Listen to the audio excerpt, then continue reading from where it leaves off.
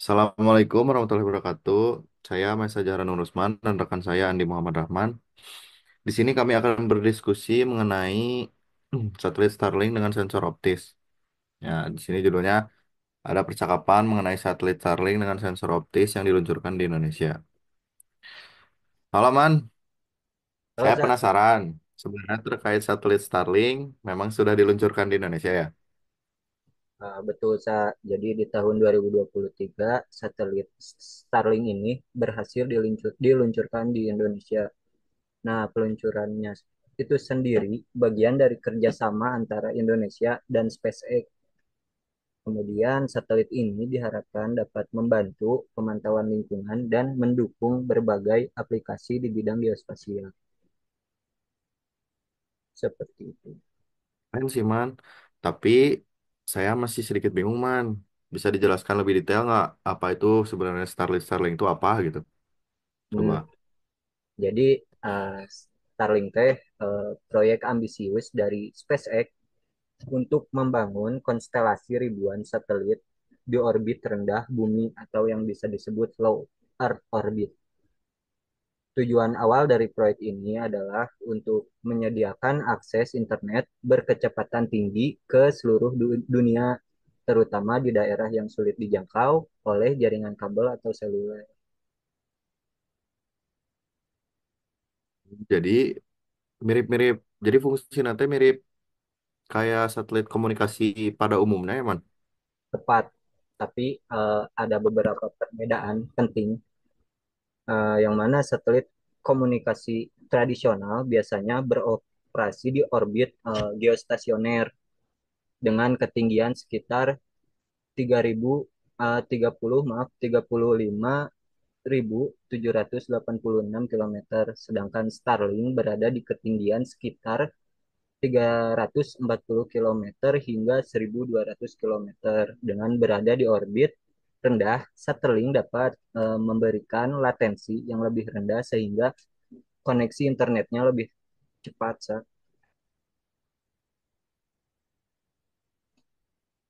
Oke. Jadi karena berada di orbit rendah, satelit ini bisa merespon lebih cepat. Nah, tapi apakah itu berarti jumlah satelit yang dibutuhkan lebih banyak apa gimana Man? Benar, lebih banyak karena berada di orbit rendah.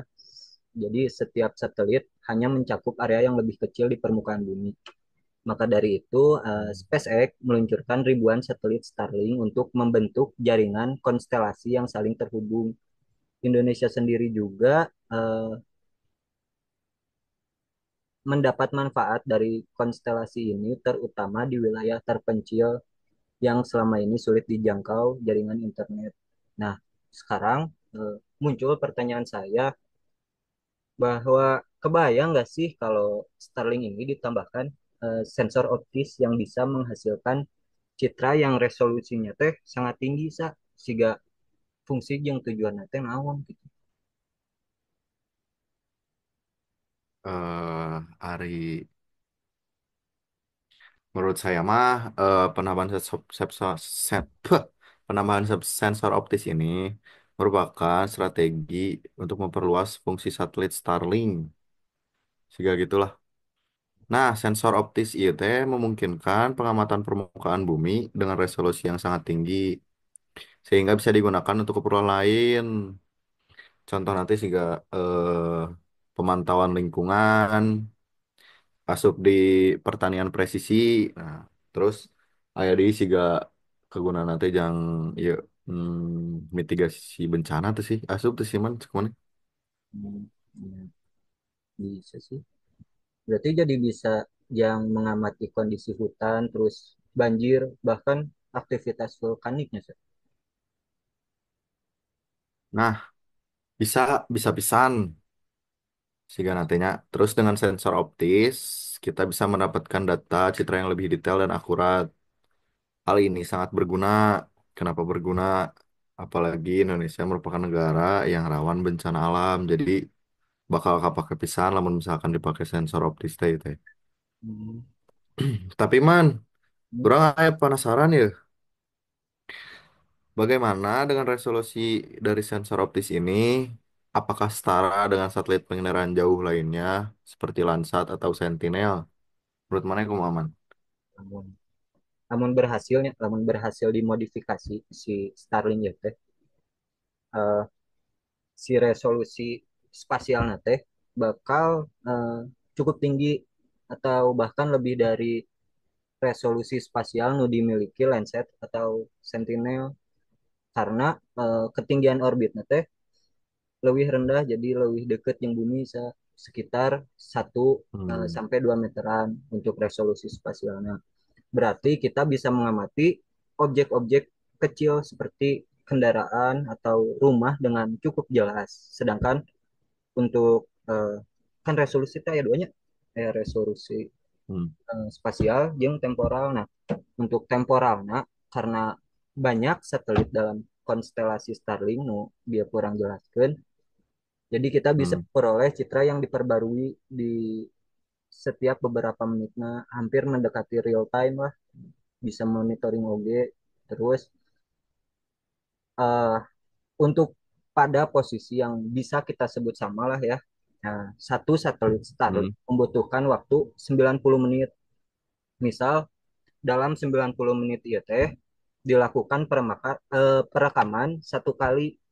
Nah, sementara 1 hari teh aya 14 14 deh. 1440 menitnya. Nah, Hmm. 1440 menit iya dibagi 80, jadi kurang lebih data nu dihasilkan si citra satelit Starlink iya aya 16 citra saat itu. Berarti, namun gitu, jadi bisa memantau perubahan di permukaan bumi dengan cepat tuh sih. Ya, karena si kecepatan non sih kecepatan di lintas orbitnya kita mengelilingi si bumi yang cepat 80 menitan kurang macet ya. Jadi dengan resolusi spasialnya sangat tinggi dan resolusi temporal nu gancang gitu sih. Jadi orang bisa melakukan analisis perubahan secara dinamis seperti mendeteksi perubahan tutupan lahan atau pergerakan kapal di lautan, contohnya sederhana gitu. Nah, terus Hmm. menurut Maesa ya, manfaat apa saja gitu yang bisa didapatkan Indonesia dengan adanya atau dengan keberhasilannya modifikasi ini. Kalau menurut orang mah manfaatnya banyak banyak pisan man. Jadi selain untuk pemantauan bencana, citra dari sensor optis ini bisa digunakan untuk pertanian presisi juga. Nah, di mana petani dapat memantau kondisi tanaman dan irigasi. Hmm. Terus dalam bidang perencanaan tata kota juga bisa membantu, kayak citra ini dapat membantu pemetaan wilayah yang mendukung pengambilan keputusan di sektor maritim. Nah, sensor optis ini juga bisa dipakai buat memantau aktivitas perikanan ilegal dan menjaga wilayah laut Indonesia. Pokoknya banyak lah manfaatnya, lamun misalkan ini berhasil gitu. Sebenarnya teknologi itu lah emang benar-benar ayahnya pasti bakal mendukung banyak sektor pembangunan gitu di Indonesia. Pasti man. Nah, nu paling penting mah adalah bagaimana kita memanfaatkan data ini dengan baik agar manfaatnya maksimal. Nah, maksudnya tapi ngomongin orbit tadi ya, kenapa nggak pilih orbit geostasioner gitu nya, bukan nah betnya nah betul geostasioner gitu. Secara orbit geostasioner kan rotasinya sama seperti bumi, jadi satelit nu diluncurkan teh akan terlihat diam apabila dilihat dari permukaan bumi. Terus akan menguntungkan juga gitu bagi negara-negara yang berada di khatulistiwa yang letaknya teh berada tepat di atas garis ekuator bumi kayak Indonesia. bisa-bisa wae sih man. Tapi kalau nggak salah, orbit geostasioner ini masih jadi perjuangan negara-negara Khatulistiwa termasuk Indonesia atas penggunaan geostationary orbit atau bisa disingkatnya mah GSO gitu.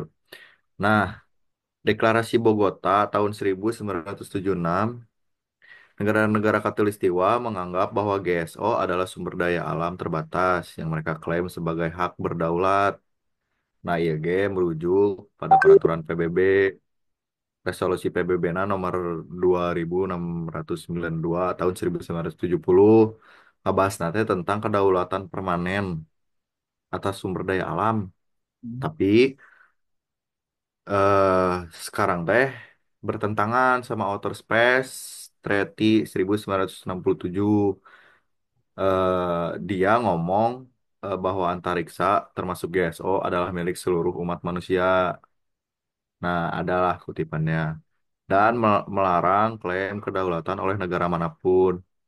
Nah, tapi di Indonesia telah meratifikasi traktat ini pada 2002.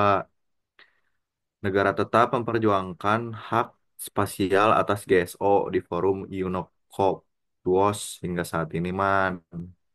Tuh. Berarti ayah menurut orangnya berarti ayah ketidaksamaan atau ketidaksesuaian dari eh, antara deklarasi Bogota jeung aturan outer space.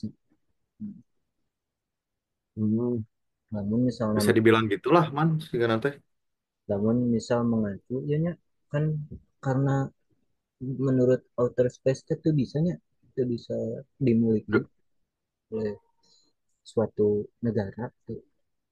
Tapi penggunaan Ah, yang ayeuna gitunya lebih menguntungkan betul. maju nu Nah, teknologi. itu konspirasi nate. Jadi penggunaan GSO saat ini teh bisa dibilang menguntungkan negara maju lah gitu. Bisa dibilang kayak gitu, man. Oke. Oh iya, masalah kebijakan ya nya. Namun, Boleh, kebijakan. namun si modifikasi satelit itu berhasil lahnya, pemerintah Indonesia akan membuat kebijakan kayak gimana sih?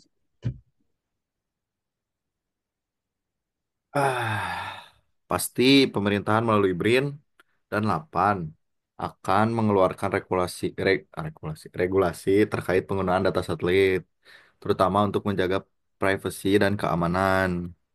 Nah, data citra yang diperoleh harus memenuhi standar kualitas dan digunakan sesuai dengan aturan yang berlaku, man. Nah, selain itu juga ada juga kebijakan terkait pengelolaan frekuensi agar tidak mengganggu komunikasi satelit lainnya, bisa dibilang gitulah. Ya juga ya. Pasti ada regulasi nu ngaturnya nya. Tapi bagaimana sih dengan penyediaan datanya gitu? Apakah masyarakat umum juga bisa mengakses kayak eh, akademisi, penelitian dan lain-lain gitu untuk kebutuhan itu? Nah, yang pengambilan data teh, pengambilan data, pengambilan dan pengolahan data tuh di Indonesia mengadopsi standar internasional seperti ISO 19115 untuk mendata spasial. Nah, proses pengolahan meliputi koreksi geometrik dan radiometrik untuk memastikan citra berkualitas tinggi. Nah, habis itu data citra akan disimpan di pusat data yang dikelola oleh Lapan dan BIG.